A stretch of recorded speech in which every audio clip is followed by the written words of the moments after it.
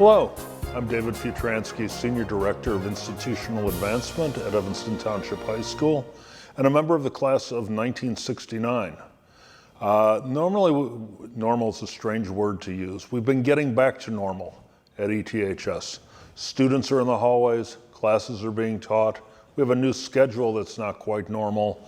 Our athletic teams are back to normal. Our football team beat the school to the north, so we are progressing back to normal there. But there are also a couple things that aren't normal. One is that I'm doing the interview myself this month.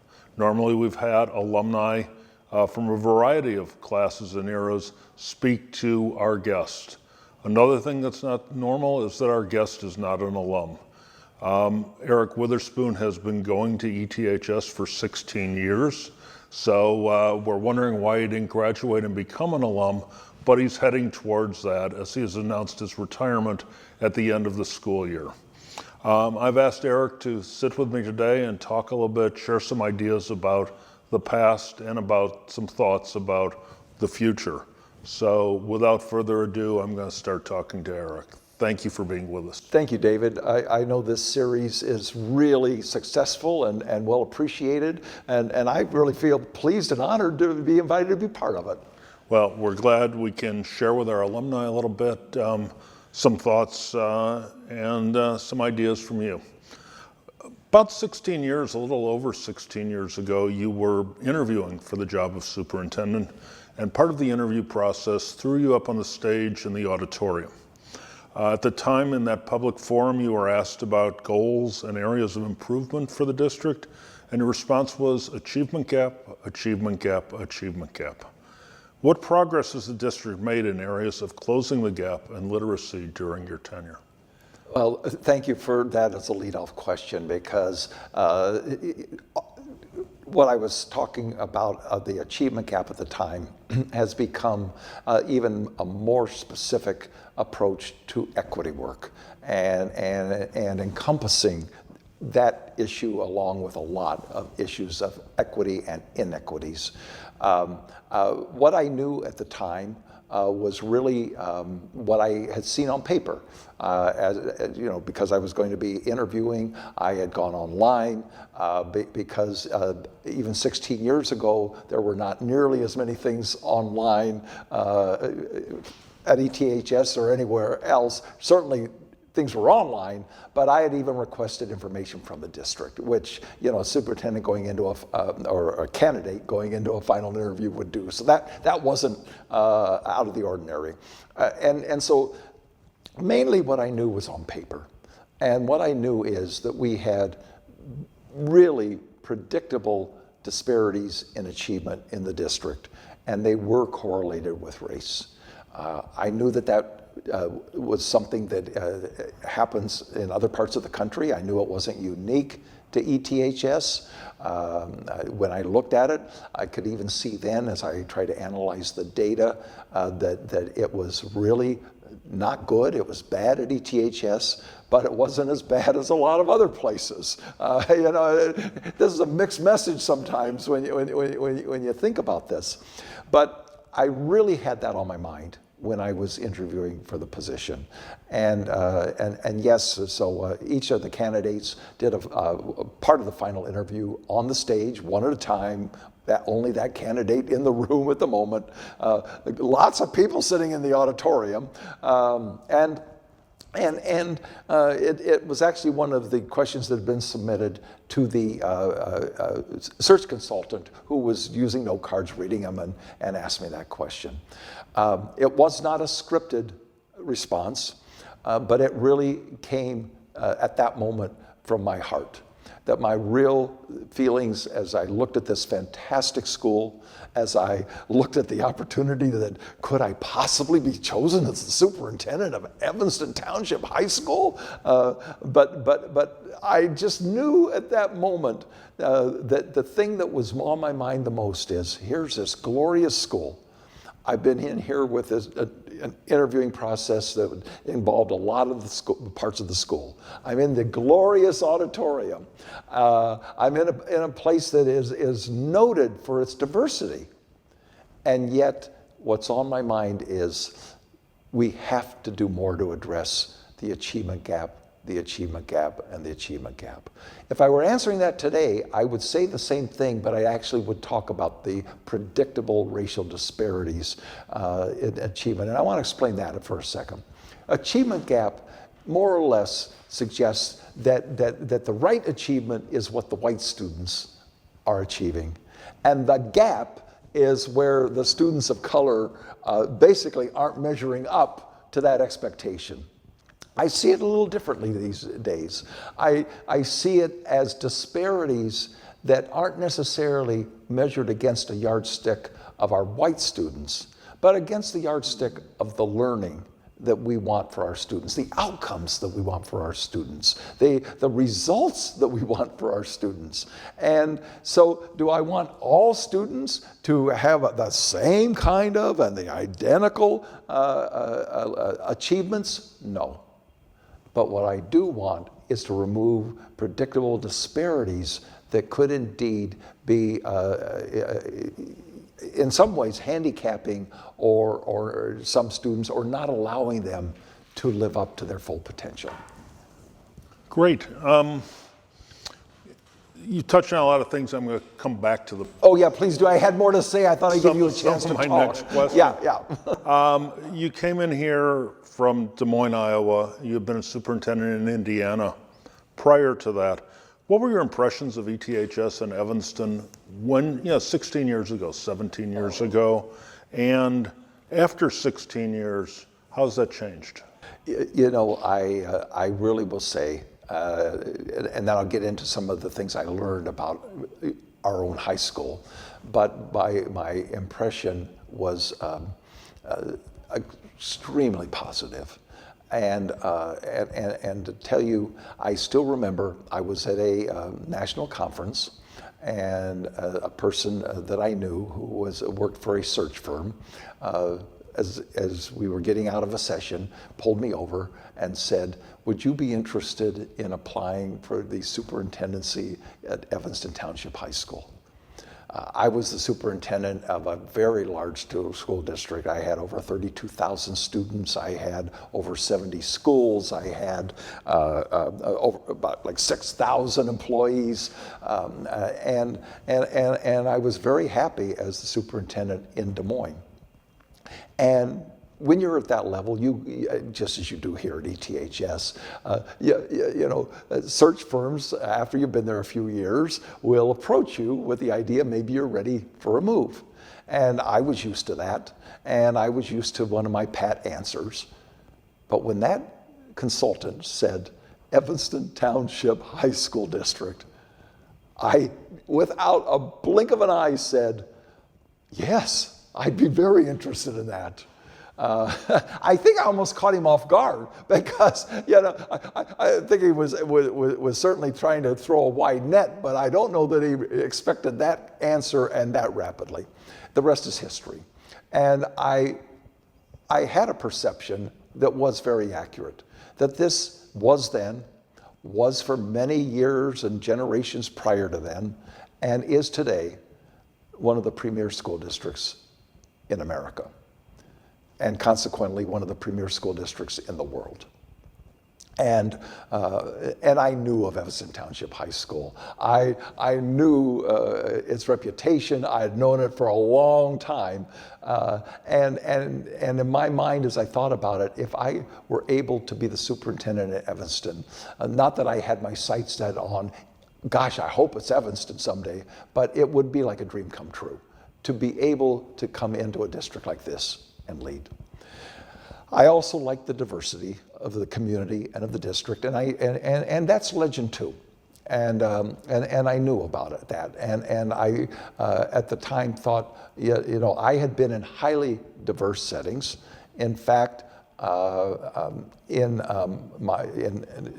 that district in Des Moines and my district in Indianapolis, they were actually a higher percentage of students of color than Evanston even is today. So that's where I was making my career. I wanted to be in that kind of a setting. So all of that was part of the initial perception. But let me speak a little more specifically once I got to ETHS, because I was loving everything I was finding here. I was just counting my blessings every day when I came to work and met people and the like. And I started in July 1st. And the first of school that year was like late August. And so finally, staff's coming back, students are coming back, school's getting started, and I am a person who really likes to be out and about the school. And I clearly was out and about the school.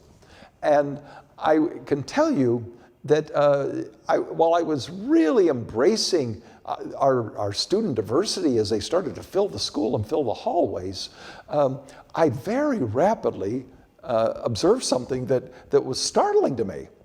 And that is when the morning bell would ring for the start of the next period, and students would have 1 extra minute now to get to class, you could literally see the school segregating as you stood in the hallway.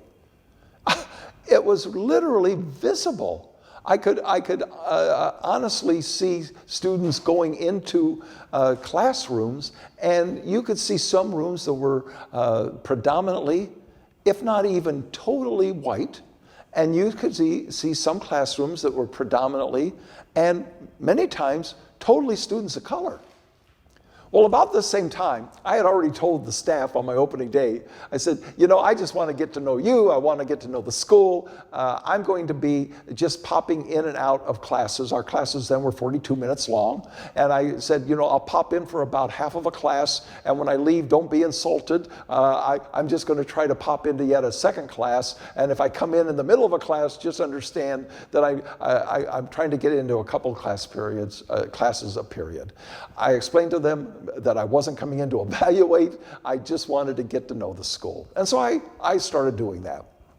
And one of the story that to this day just really has an emotional effect on me is that I was sliding in and out of classrooms, and what I would do is I would just slide into an open student. I would wait till almost the bell was going to ring so the students could get into their own desks, and then I would spot an empty desk and I would just slide into it, not even knowing which teacher or which subject, just to get the feel for it. Of course, if you're in the room, you do figure that out after you're in the room. One of those days, I slid into a classroom. I can tell you now, because I counted afterwards, that there were 15 students in that room. 14 of them were males, 1 of them was a female. All of them appeared to be black. I believe they probably were all identified as black students. And as I slid into that desk near the back of the room, the young man in the desk next to me leaned over to me, and he said to me in a low voice, "This is the dummy class."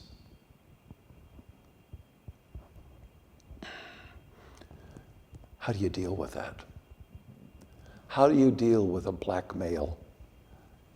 He knows that this guy in the suit is the new superintendent, and he wants to identify that when I sat next to him. And while I was already observing what was going on in the school, I still remember at that moment sitting there in that student desk next to that really nice young man and thinking to myself, I will not preside over a school, and I will not continue to take home a paycheck from a school that I'm not doing something to change that. And that had a huge impact on my early perceptions. How has that changed? We've both been very focused on race and equity over the last 15 plus years. For those who don't know, I was a history teacher and was honored to be the president of Teachers Council when you arrived at ETHS. And Teachers Council, our teachers bargaining unit, was very active and involved in helping us to start looking deeper at equity work here. What sort of progress would you say? If you're looking at it now backwards through the lens, do we still have kids with that impression in a classroom, or have we started to move past that and make some progress? Well, the short and accurate answer is we made a lot of progress, but let me speak to it a little bit. First of all, one thing that so this was the 4th district where I had gone in as the superintendent. So I had a little experience of transitioning into a superintendency, a new one. And one thing that I had learned early on is that don't go in with your agenda. Don't go in with the things that you did somewhere else and think you're going to transplant them into the new place. Go in and listen. Go in and get to know people and get to know the district. Go in and really figure out what needs to be your agenda in this leadership position. And so when I came in, I was doing that.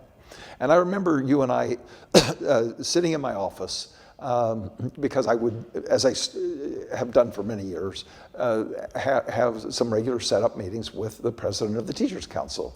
And I remember you saying to me, it was into the second semester, probably January or early February, you know, people seem to like you.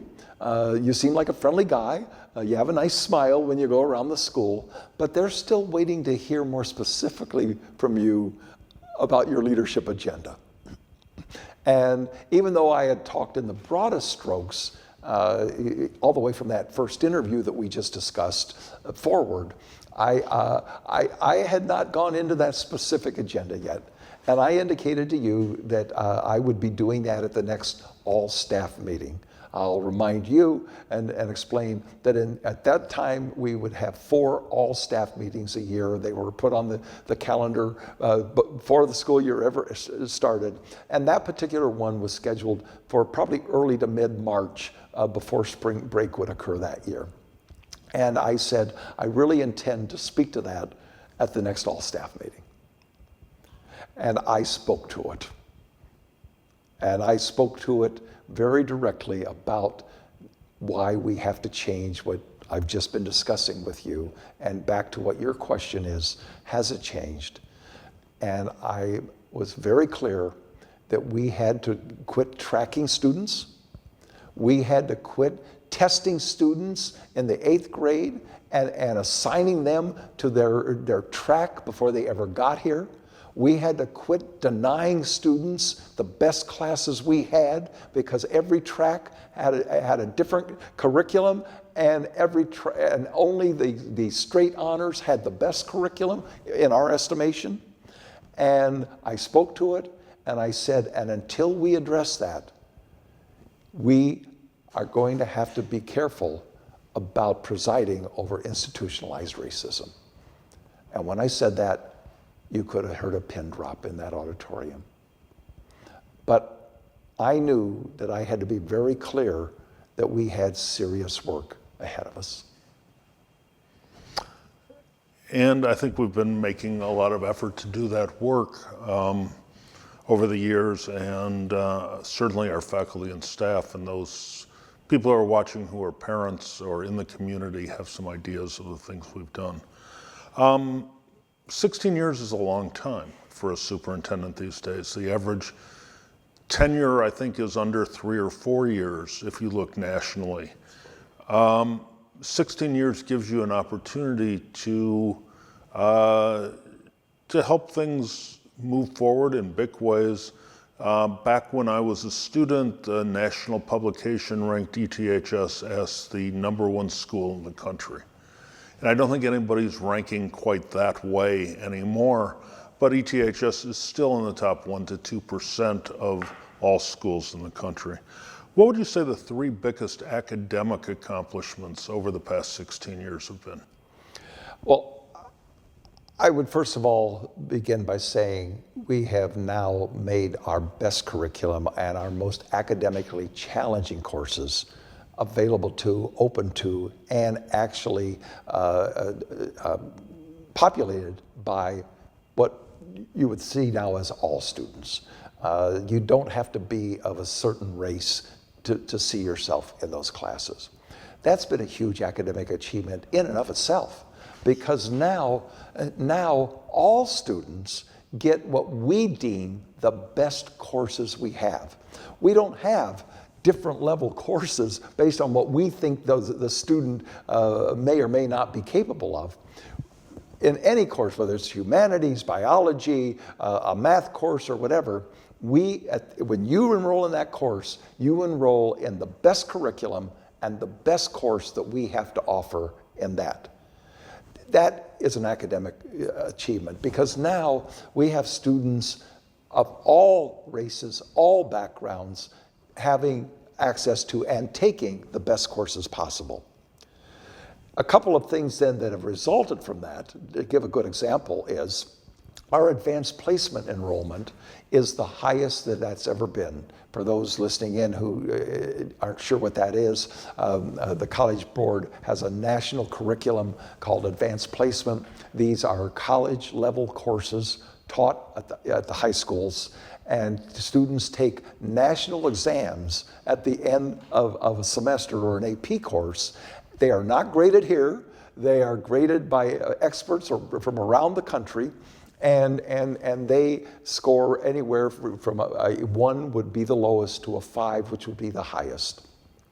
We have more students taking AP today than ever before. We have more students of color in this school taking advanced placement than ever before. We have more students in this school getting what's called 3 or above, which is in most colleges and universities deemed something that would merit some level of college credit when they get to college. And we have more students on the high end getting 4s and 5s than we have ever had in the history of ETHS. I think that's a big academic achievement, because not only is everybody benefiting from top courses, but they're doing even better. And the third thing I would point out, and I could point out a lot, but these have been good markers. Up until just very recent years, every student in the state of Illinois has had to take the ACT. It's one of the 2 most noted college entrance exams. The other is the SAT. Illinois went with the ACT most of my tenure here. We have now switched to the SAT, and we're building a legacy and a record there. But for all that year of data, what we started to see was, and if you want to think about academic achievement, our students, after we had started this detracking just for a few years, had the highest ACT scores in the history of the school. And that was really important to note it, because first of all, we had ACT scores going back all the way to about 1970, 72. So we could look at decades of ACT. We also know that if somebody says, well, I'll bet it was a lot harder, everybody, in our generation, David, everybody likes to think, boy, school was a lot harder when we went to school. Oh my gosh. Well, in fact, you know what? We didn't have multivariable calculus in the high school when we were in school. But more importantly, the college entrance exams are designed, as soon as more and more students start to do better, they feather it out, because they have to help the colleges differentiate, the top performers. So over time, as students take more test prep and do better, the college entrance exams don't get easier, they get more challenging. And the norming becomes more challenging, because they have to deliver a product to the colleges and universities. So I say that to preface what I'm going to say next.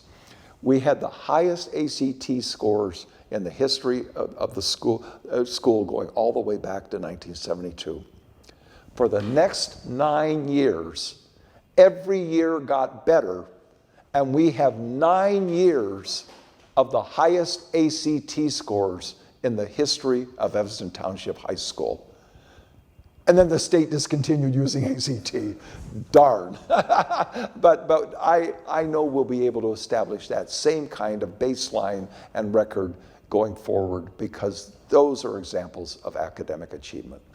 And those are examples that include all students, if I'm All thinking correctly, that it's not a select group of students taking an ACT or an SAT exam. not. It's all of the juniors taking those exams at the same time around the state on the same days each year.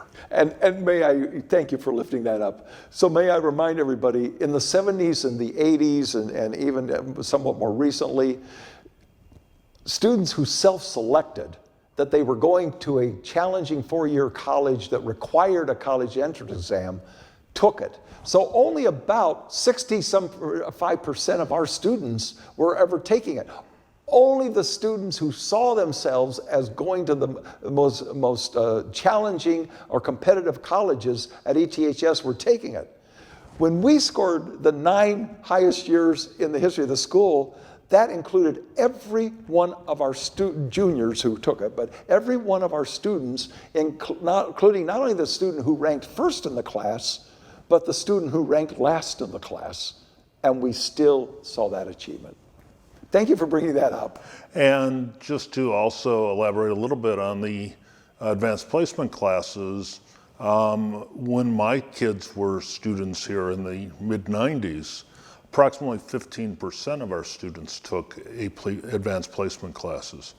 And if my memory is right, close to 80% of our kids who graduated last spring took an AP class. I enjoyed saying to our students in that class, and I forget exactly, like 81% of you who just walked across this stage took at least one advanced placement course. Yeah.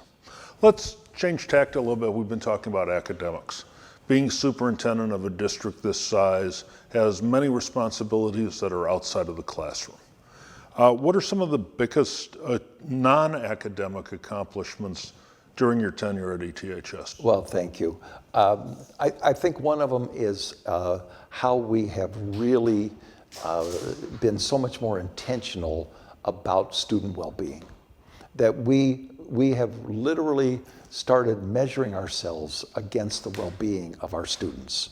And so we have so many things in place now to support our students. We've hired more social workers, we have more psychologists, but more importantly, we as a faculty and staff have really been getting training in how do you attend to the well-being of a young person.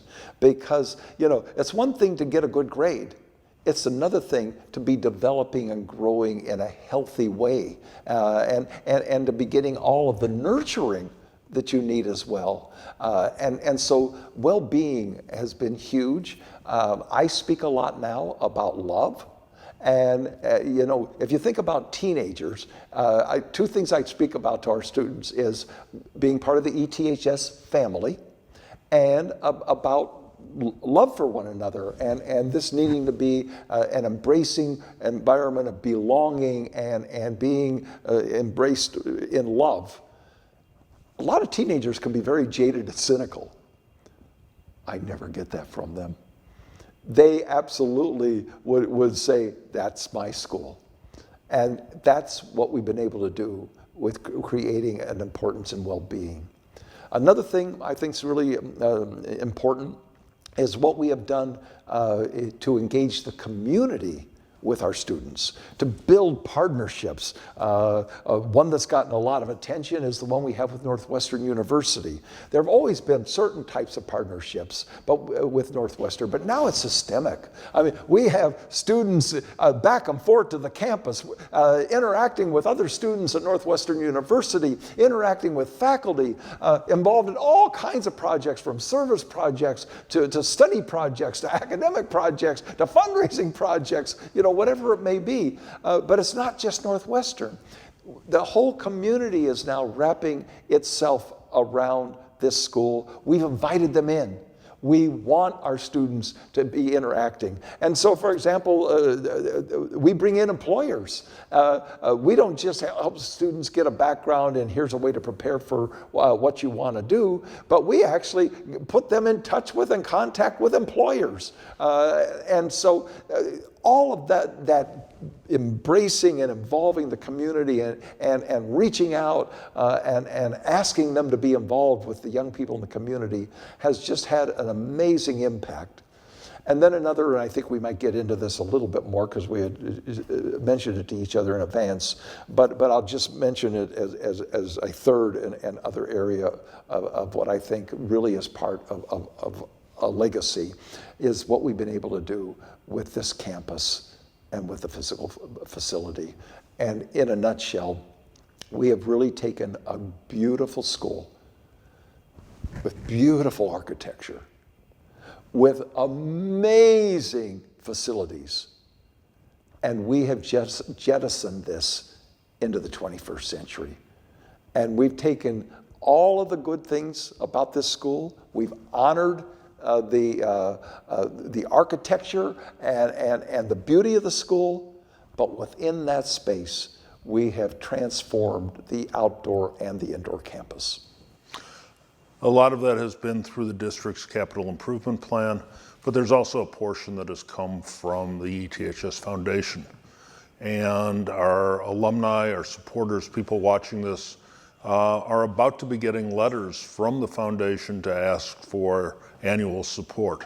So please look for that, and I know that there'll probably be a crawl coming across the screen to tell you the website where you can support ETHS. And let me put in a plug too, and that is we are very limited and capped on what we can raise for capital improvements.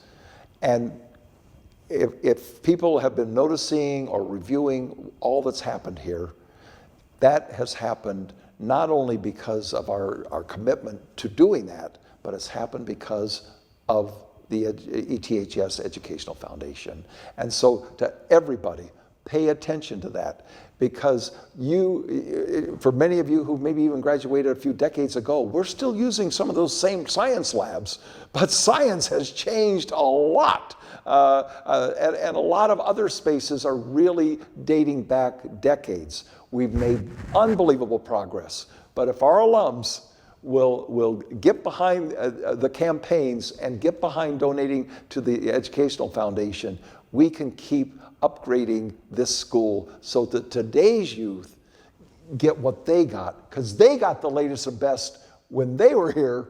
We want today's students to get the latest and best while they're here.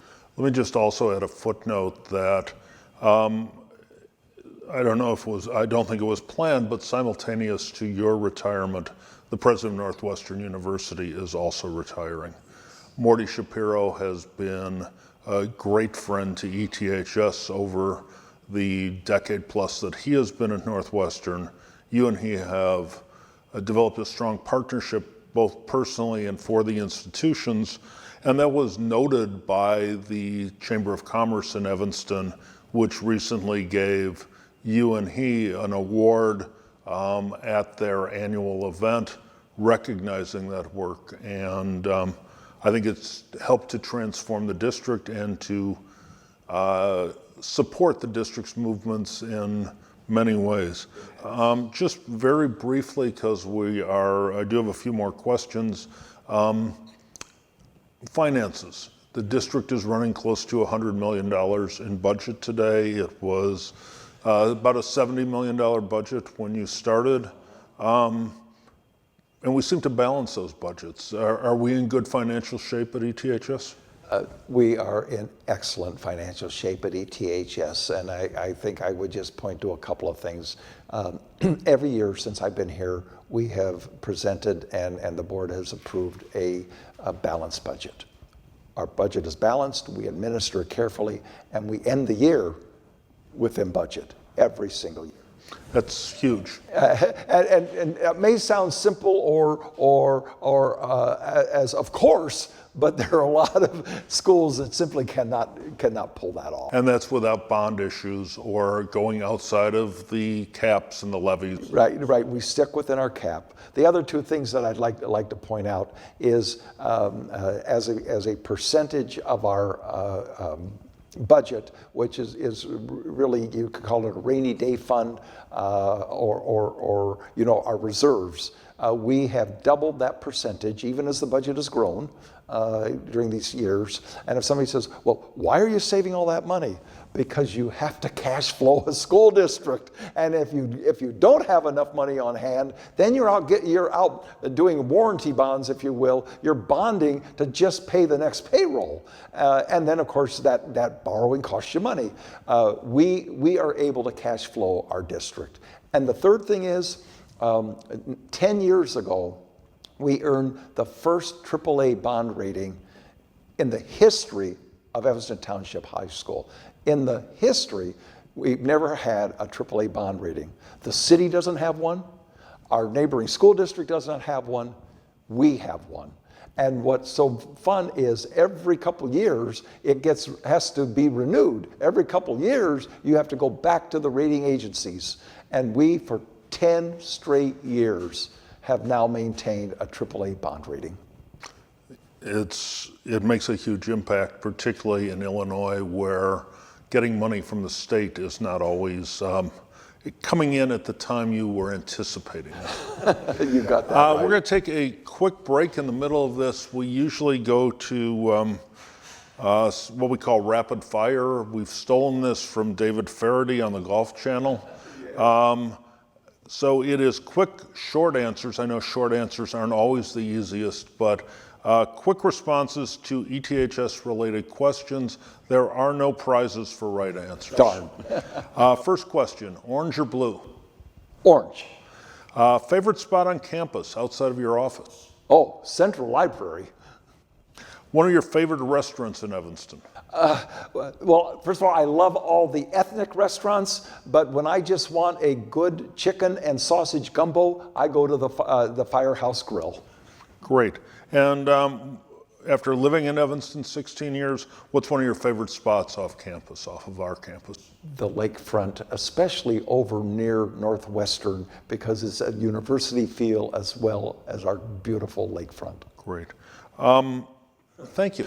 Well, those weren't as hard as I thought they were going to be. Yeah, let me tell you, I had a little bit of a moment like, yikes. There are traditions in some places in business or in government where a person retiring or coming to their end of their term leaves a note in their desk drawer for their successor. What advice would you give to the next superintendent of Evanston Township High School? I can give it a fairly short answer. Care and care deeply. Put students first and always first. Listen and listen some more. And be a leader who exudes love. And I really believe if you do that, no matter who you are and what your own personality is and what your agenda is, people know when you care, they know when you love, they know when you're respecting and listening to them, and they know when you care about students. That's good advice. What are some of the opportunities and challenges facing the next superintendent? Well, there always are.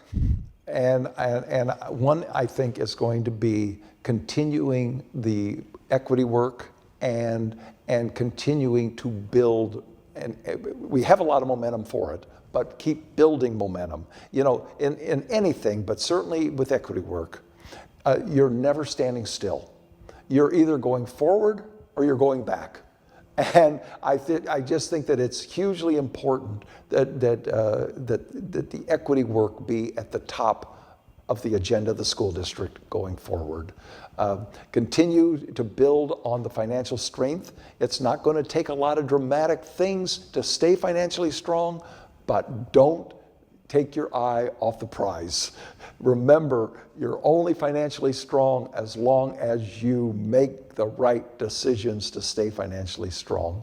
And I think then the other would be continue to make this an embracing environment for students. There's a lot of strife in this country. There's a lot of polarization. There are a lot of racial issues. And I think that this is going to be a bigger and bigger challenge for the district going forward. What I'm seeing happen nationally, not here per se, is that school districts are becoming battlegrounds for our political polarization in this country. Meet those challenges. Understand that they're there, but remember that Evanston and ETHS is what unifies us. And no matter what the individual differences are, don't let them in any way weaken or destroy the strength of Evanston Township High School. Thank you. When I was a student back in ancient times, Dr. Lloyd Michael and then Dr. Scott Thompson were the superintendents of ETHS. They were, I would say, pretty much invisible to students. I remember my senior year I was involved with quadrangle and the homecoming dance that was coming up. We were called into Dr. Thompson's office to sort of get the ground rules. And that was the only time I knew that this office existed. Yeah. You're seen in the hallways and lunchrooms every day. How and why do you find that much time to be out with our students? You know, as we film this, I am missing one of the 2 lunch periods, and they are blocked out on my schedule every day. But one of them was just prior to this filming, and I was in all 4 lunchrooms and 2 of the auxiliary areas like the student center just today, greeting and visiting with the students. It takes time out of my day. And the work of a superintendent doesn't go away because you're out there in the hallways or you're out there in the lunchrooms. And so it just means that you have to extend your day a little bit more and your weekend time a little bit more because you used so much of that time to be out. But why? First of all, the students need to have access to their superintendent. They do know me. I know them. I tease them when they'll say, "Remember my name?" And I do pretty well on it, but I don't do perfectly on it. And I tell them, remind me again because you guys keep moving around. And you know, we literally have 3,800 kids, and every year 1,000 leave and 1,000 come in. That said, I know our students, they know me. They know how important they are. That for the superintendent, what comes first in my priority is to be out with them and to be interacting with them. And I think first of all, I think it sends a powerful message to the students. I feel like I have a little bit of a love relationship with our kids. We like each other. And they'll yell, "Love you," and I'll yell back, "Love you," because we're comfortable doing that. But I also think that it's important for the superintendent to know what's going on in the school, to not simply know about it from inside this office, but to be experiencing firsthand. I am probably as good as anybody here, and there are thousands of us, getting a read every day on the tone of the school. And it changes from day to day. You know, some days everybody seems a lot more upbeat than maybe other days. But I think it's important to know the school well enough to know the tone and to listen to people, and that's an amazing part of the superintendent's learning curve. Well, it's also something that's really carried over to 16 years of alumni who really feel that they belong at ETHS because of the relationships that they have with many of the adults in the district, but particularly the recognition of you as you walk through. Many times before an audience or in a meeting, you close with what's become a catchphrase. I don't know if you know that John Reel, who was a football coach in the 90s here and had passed away, I believe before you came to ETHS, used the same phrase every day at the end of football practice. When did you decide it was a great day to be a Wildcat? I did not know that John used that, and I know very well of John and his wonderful reputation. But I actually started using that phrase by the spring of my first year here. And the first time that I literally, if you will, said it in a large public setting is the first graduating class, the class of 2007.